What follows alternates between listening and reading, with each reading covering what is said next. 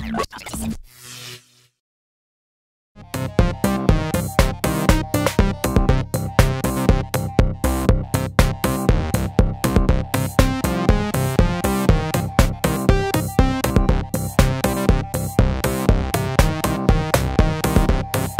everyone, welcome back and thank you for checking out this part 3 of the ER-101, ER-102 series of review tutorial videos. I hope you're all doing great. Apologies for not uploading this video any earlier.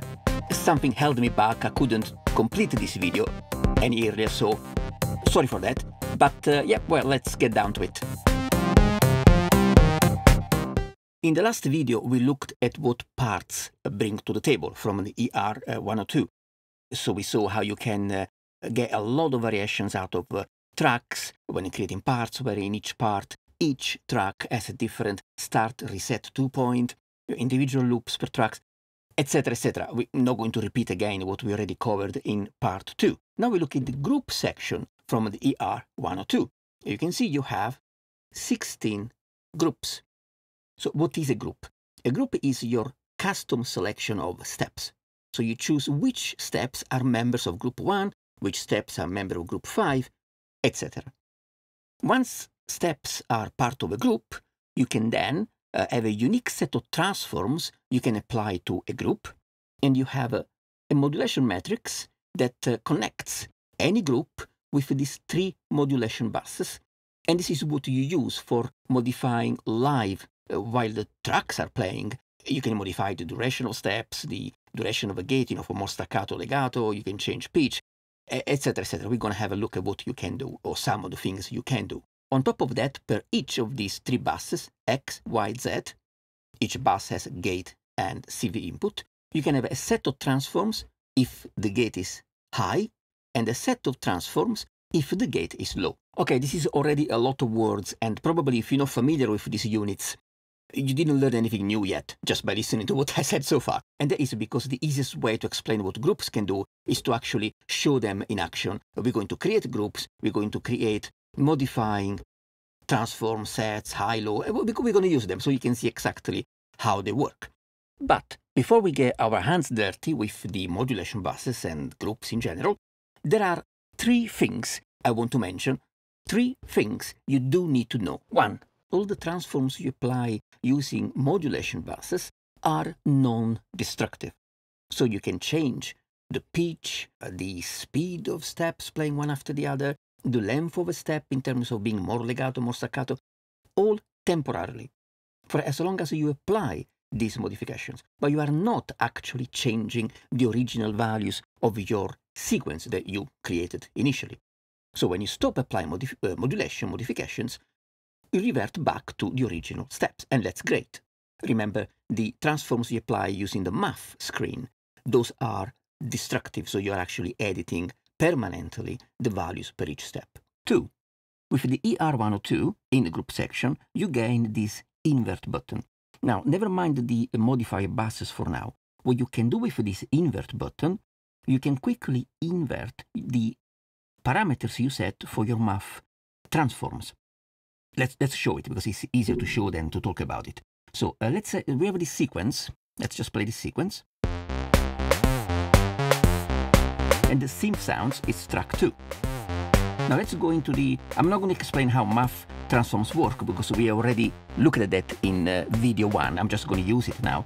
So let's go to the math screen. Instead just pressing and releasing, I'm going to pin the screen down so you can see what we are doing. Let's say I want to increase the pitch by 12 semitones, so go 1 octave higher, and I also want to change the gate duration of the whole pattern divided by 2. So each step is going to last for half the current length, so the whole sequence is going to play twice as fast, and the pitch is going to go up 1 octave. To apply it, I can simply press math. Okay? Now, if you want to invert these settings, so you want to go back to 1 octave lower and double the length, the duration of these steps, which will bring you back to where you were before, you can simply invert and press math, and it will do that for you. okay? And remember, once you set your parameters for the math screen, you don't have to pin the screen down again. Well, you don't have to pin the screen down at all. But let's say you have parameters, you want to apply them to this, to another track, you just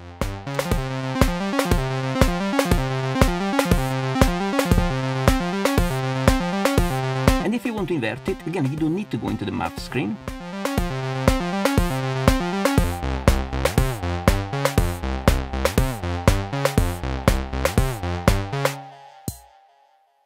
Now, this is useful in a number of situations. Let's say you want to apply specific math transforms to one track, and you do want to apply the opposite to another track. You simply set your math parameters, you apply it to track 2, then you can switch to track 3 and invert apply those parameters by the opposite values to another track. So you can make one track go faster, one track go slower, one go 1 octave up, and the other one goes exactly 1 octave down.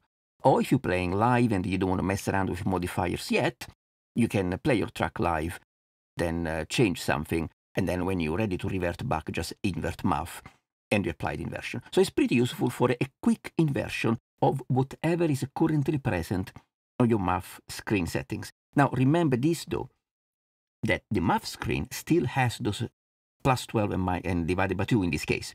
So if I was to apply the I'll show you. I just applied the 12 and the divided by 2, okay? Right? Now, if I invert it, it's going back. But if I invert again, the math screen is still showing plus 12 and divided by 2. So if I invert it again, right, it's going to apply another minus 12 and another divided by 2.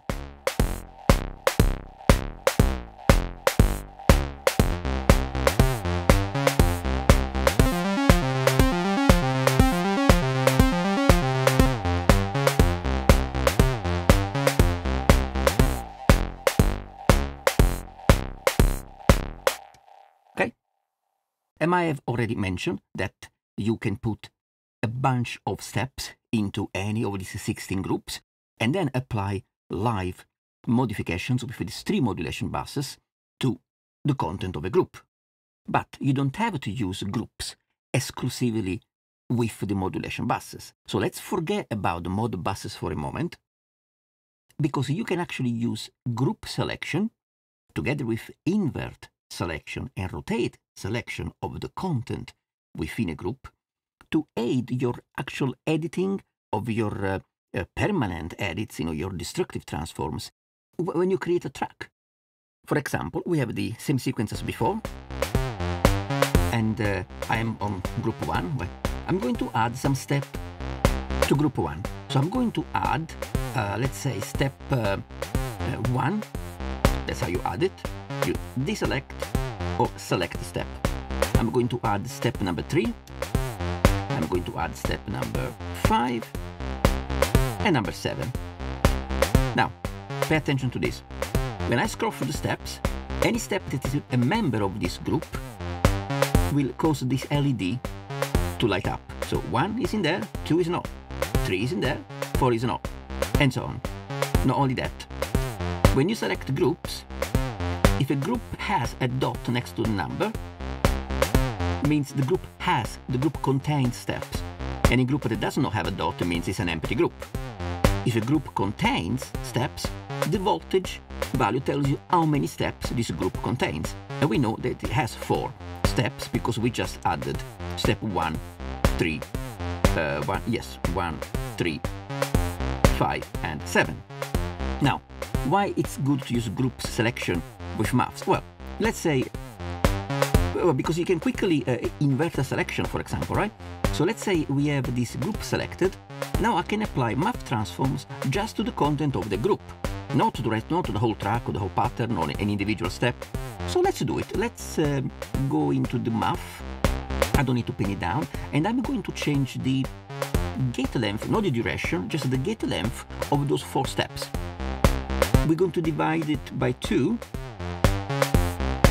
This means that steps 1, 3, 5, and 7 will be more staccato because they last for less time.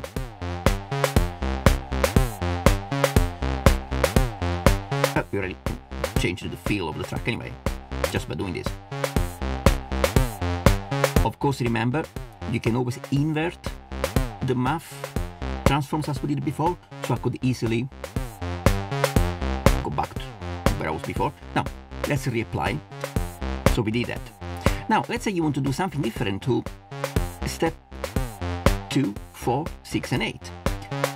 We already have here in this group 1, 3, 5, and 7. If I have the group highlighted, focused, and I press invert, it's going to invert the content of this group for that track.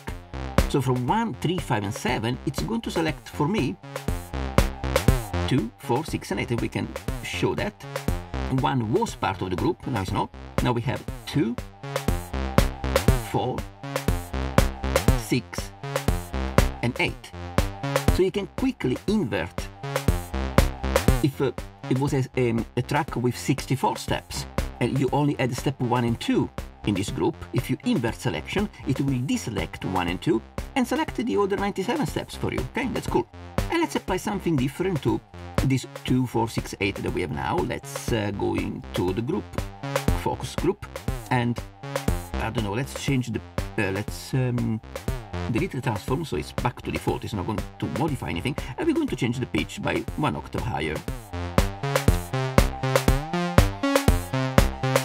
So we applied something just to those steps, you know, every other step.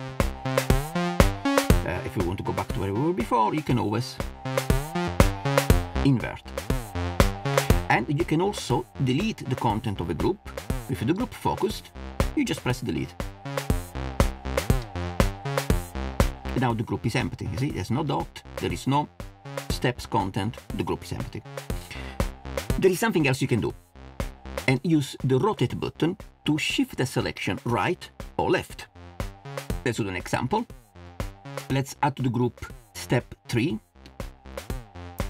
5, 7. Right, now the group has 3 steps, 3, 5, and 7. If I, with the group focused, press rotate, it's going to shift the selection to the right. So from 3, 5, 7, it's going to deselect 3, 5, 7 and select for me 4, 6, 8. And I can prove that. 3 is not in there anymore. We have 4, no 5. We have 6, no 7. And we have 8. You can also shift backwards, focus on the group, and do invert rotate. And now we have 3, 5, and 7, because before we had 4, 6, and 8. And you can keep rotating, you know, 3, 5, 7. I'm going to go to 2, 4, and 6. Invert, rotate. And now the steps are 2, 4, and 6.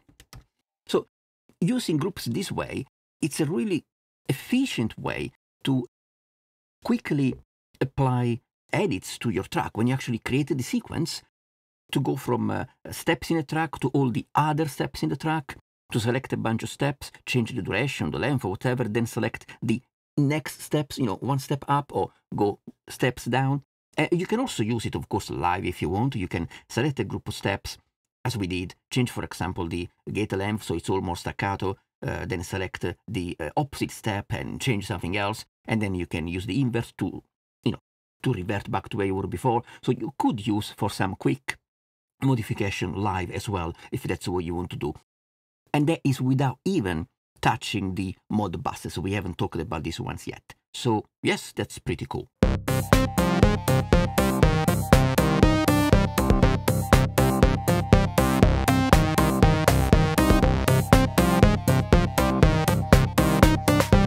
Okay, now, finally, we look at the group sections with the 3 modifier buses.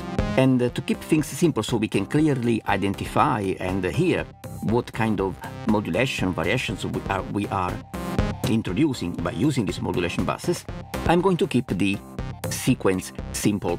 Just a few patterns, a few tracks that will keep repeating a number of patterns per track. I'm not going to use parts, so we are not going to introduce any variation using parts. So we know that any modification we're going to hear is coming from the modulation buses.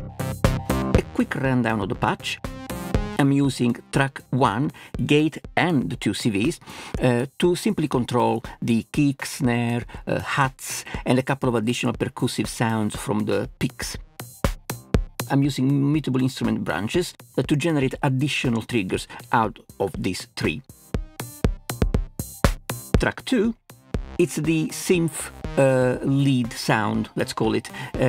Gate and CVA are gate and pitch control for the Studio Electronics Tone Star 2600, which is also using its own envelope and VCA.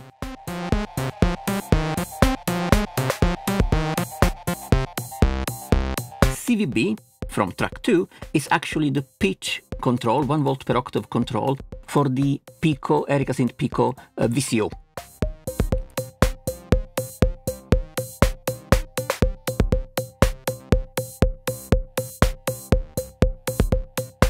Track 3, I'm using gate and CVA for gate and 1 volt per octave control of the Verbos Electronics complex oscillator, and that's for the bass sound. I then wanted to add some speed control of the LFO on the Tone Star, and I decided to use, because I was not using CVB on track 3, so I'm using CVB on track 3 to control the LFO speed on the Tone Star. Track 4, it's not used at all. And the Tone Star and all the drum sounds go straight to the mixer, while the Tone Star goes to the AJH Synth Finalizer REQ just for some delay added. The Erica Synth Pico VCO and the complex oscillator from Verbos, they go through the Sputnik Modular Quad VCF VCA, so I'm adding a combination of VCA VCF to both modules, the Pico VCO and the complex oscillator. The envelopes for that VCA, triggered by the gates, come from the Doepfer A1432 Quad ADSR.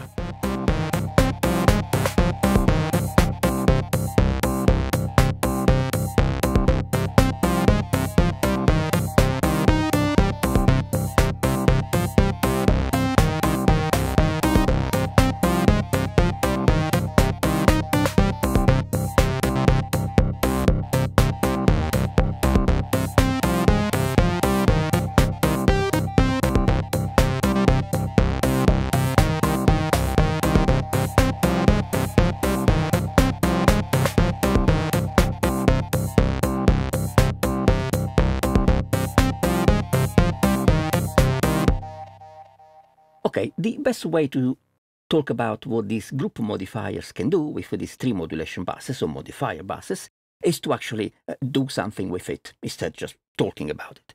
So we get down to it straight away. What I'm going to do, I'm going to assign, for simplicity's sake, all of pattern 1 to the first group. So pattern 1, I'm going to assign it to group 1. And indeed, if I now focus on group 1, you can see it has 32 steps. Pattern 1 has 32 steps. You could have chosen to just add a few steps like we did before when I showed you the groups and the math operations. Every other step. Maybe I can show you later, maybe if we have time, because you can select steps based on Euclidean patterns, 1 every 4 and so on. That's pretty cool. But for now, let's assign the whole pattern so we can easily hear what we're actually doing when we apply modifications. I'm also going to loop track 2, just pattern 1, start and stop. So while the other tracks will play through a number of patterns, track 1 will keep repeating, looping those 32 steps. Right? So we can keep it there, we can hear the difference when we apply modifications. So this is without modifications. And so on. Now I'm going to use the Doepfer A1731, A1732, so I can send gates, and you can clearly see when I'm sending gates because these LEDs light up. So I'm going to send these to gate X. Of course, but just by sending something without changing any settings, if I play and I send a gate,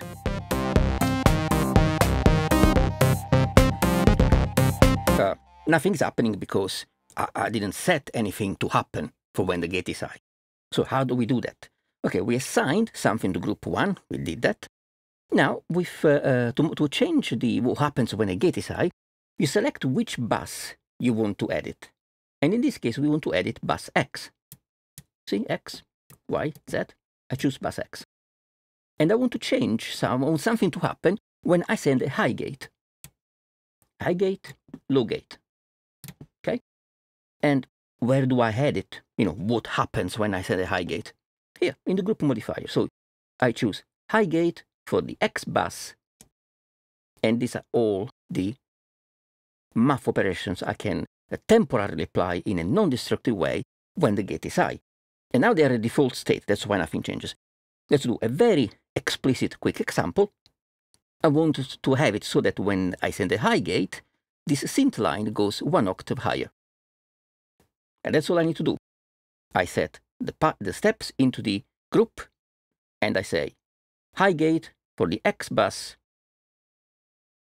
CVA, 12 semitones up. It's ready to go. I'm going to exit this so you can actually see the sequence playing. And let's play the sequence. Now, when I send this gate, we should hear it going 1 octave higher.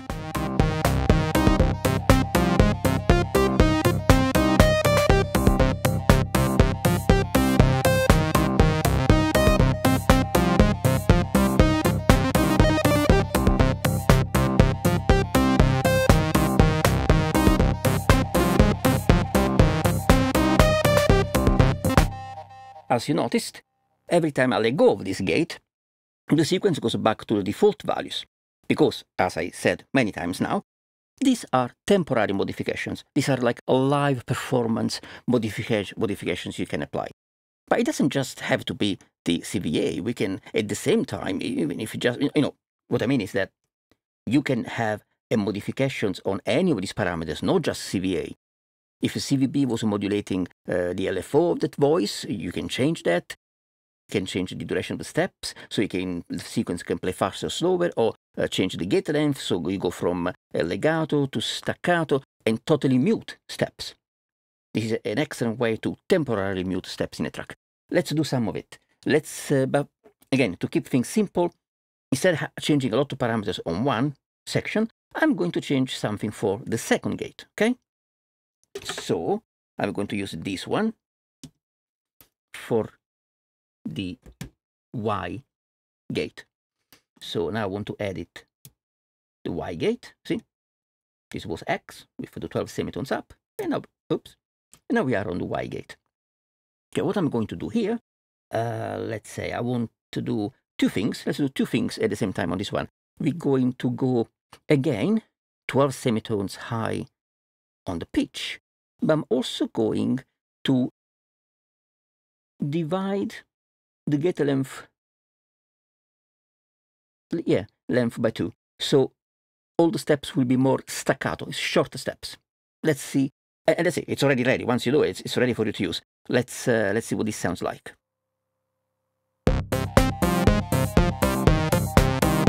This is the octave higher. And now we're going to apply this. So this is 12 semitones up and a shorter gate length.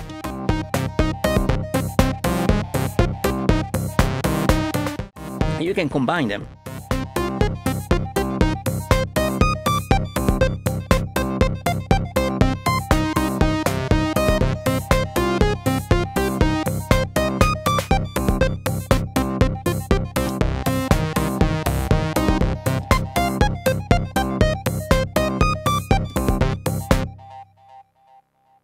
Let's do something with the third gate, and I'm going to use this one. If I can find the cable, there you go. And this is Z. So for Z, what I'm going to do is I'm going to change the pitch 1/5 higher, 7 semitones up, and I'm going to make the sequence play twice as fast, which means I am going to divide the gate duration, the step duration, divided by 2. So when I hit this one, steps will be half the length, which means they will play twice as fast, right? Okay, so let's play. Default, right? 1 octave higher. 1 octave higher and staccato.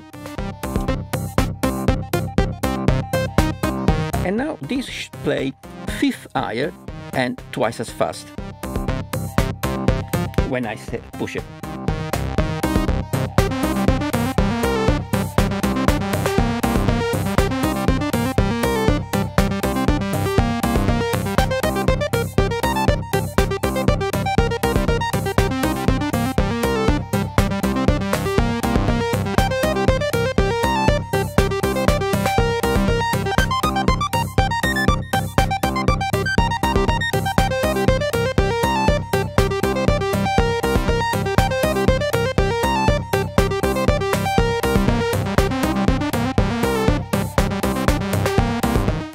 And yeah, of course, if you do this live, as in changing the speed of a sequence, then you need to make sure that you activate it or deactivate it in time, with the steps, with the beat of the music. Otherwise, you're gonna be. I'll show you. You can go out of time.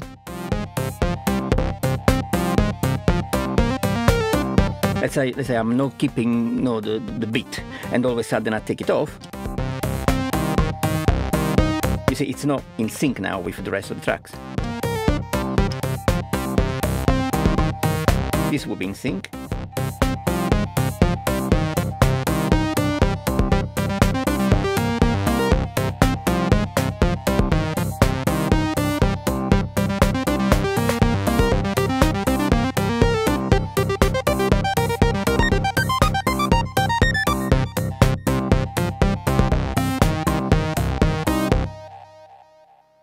Okay, not only we did not input any CV yet, but you are not limited to changing only one parameter for CVA, one parameter for CVB, one for duration, one for length. You can have multiple parameters changing just for CVA or for any combination. Let's say this is what we have now with this third gate, right? We have this, the 5th up and the double speed.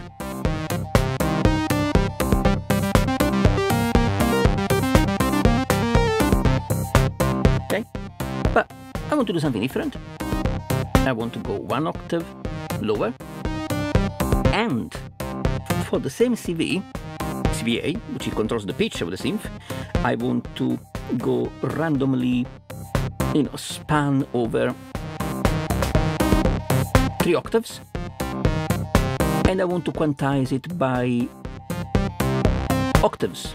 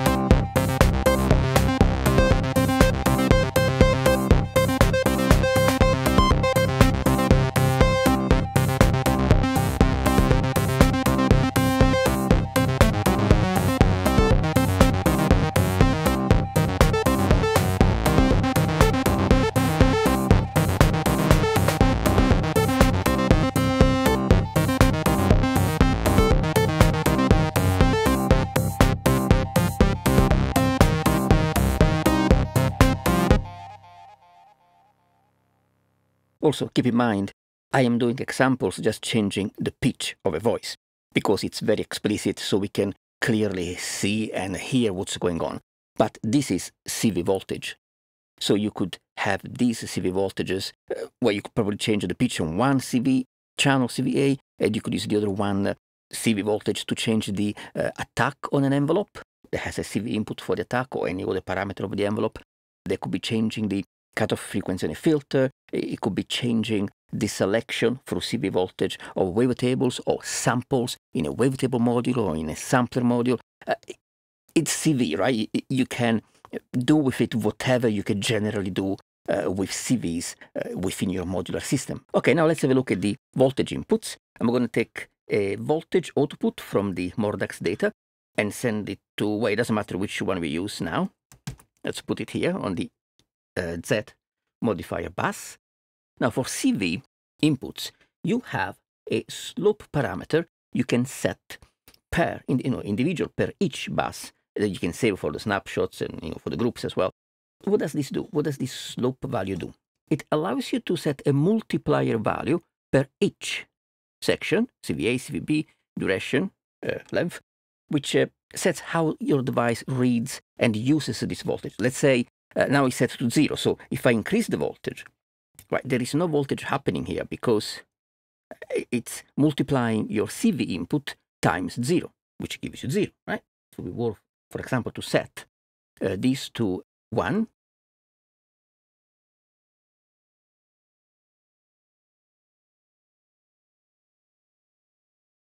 And that was to increase the voltage. Now you can see here, in the voltage display, voltage is going up. So let's go back to 0. And if I go up to 1 volt, I get 1 volt there. Higher, and so on. Okay? So, back to 0. This slope is really useful for creative use or for corrective use. Let's say you have, the only way you can send some voltage here, maybe it's with a precision adder or voltage switch. You can only go up by 1 octave, but maybe you need 2 octaves. Well, you can set the multiplier to 2,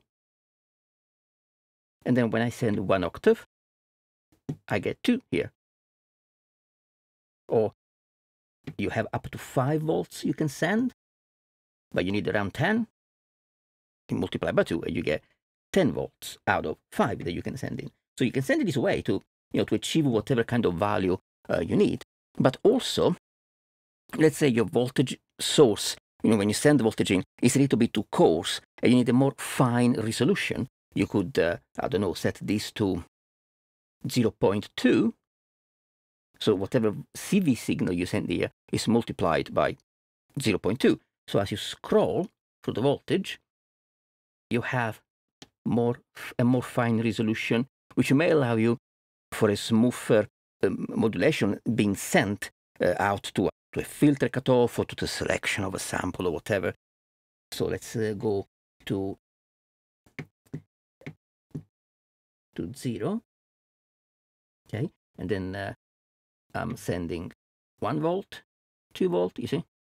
It goes up the way. So if you have a sampler that, you can select slices with 100 millivolts per change, or you want to move by 100 millivolts change on a filter cutoff, sweep, or whatever, you can send 1 octave, 2 octaves, 3 octaves, 6 octaves, 8, whatever, and go up that way. So it's useful in that way. And you can set this slope for different parameters. You can set this to 1. And so this one would be going 1 at a time. But if I, for example, have 2 volts here, but if we were to read this one, is 400 millivolts. It's really useful that you can set a different slope per each section, so that with 1 voltage control, you can actually modulate, apply modifications to CVA, CVB, gate length, gate duration, and gate length in different amounts based on these multipliers. You decide per type of data parameter modulation. Okay, one more thing I wanted to say is that yes, you can highlight a group, copy it, move to another group, and insert paste, so you can copy a selection of nodes from one group to the other. This last section of the video is mainly about the notion that you can use up to 16 groups, and you have to keep in mind that the groups are active all at the same time. Okay? There is no sequence in between the groups. Group 1 has a bunch of nodes with your custom modulation of it. Group 2 may have the same nodes, different nodes, but applies its own set of modulation. Group 3 may have some nodes that are already in Group 1, it doesn't matter. Group 3, if it has those same nodes, it's going to apply its modulation to those tracks and those notes, and so on. So you can create a lot of variation in tracks working this way. So what I did here, we have group 1, we have all of pattern 1 from the second track, which is the synth line, the tone star. And what we are doing is, we're not changing the pitch of the synth line anymore with group 1, but what we are doing, we're increasing by 1 octave the pitch of CVB, which is the pitch of the Pico VCO. It's the high-pitched mallet sound. And that happens when I hit the first gate. With the second gate, instead 1 octave up, we moving the Pico VCO 1/5 up. And we are also lengthening the gate, so the notes are a little bit longer. And with the third gate, as before, we are moving the synth line 1/5 up, and we are also speeding up, with doubling the speed of the sequence for the track 2. Then we can go to group 2, which has notes from, steps from, there you go, steps from the third track. In this case, it has, all the steps from the first pattern of the first track. And what we're doing with the second group, we are adding a fifth to the verbose, to the bass sound, when I hit the first gate. When I hit the second gate, nothing happens. There's nothing set. And when I hit the third gate, nothing happens. So all we're doing in group 2 is, when I hit the first gate, well, when I send the high gate, the verbose also goes 1/5 up. But on the second group, we also have some slope value, which is only active with the first gate. See? Nothing in Y and Z, just on the X. And the only CV active is the one for CVA, because the others are multiplied by 0. And this is a sine wave from the Batumi, adding some modulation to the tone star, the synth line, modulation, and also changing the speed, modulating the speed of the LFO. Okay? Then we have group 3, which also has notes from track 3. Right, all the steps from track 3 are in group 2, but some of the steps from track 3 are also in group 3. Step 1 is not, step 2 is, step 3 is, 4 is not, 5 is not. So some of the steps of track 3 are in group 3. All of the steps from track 3, the first pattern, is in group 2. So what I'm doing with group 3, what I'm adding, let's have a look, because I can't remember. Nothing with the first gate, nothing with the second gate, but with the third gate, the one we use to double the speed of track 2, we are also doubling the speed of track 3, which means of those steps. You see, I'm doubling the speed, not of all the steps in the pattern. I'm doubling the speed of some of the steps in the pattern, which means it's going to be on a different, the sync is changing as we play. The relation of the notes between track 2 and the bass sound, there's going to be some movement there. Because some of the steps in this track are going to be faster as long as I keep the third gate high, but when the gate is not high anymore, the steps are going to go, all the steps are going to go to normal speed. So let's see what happens.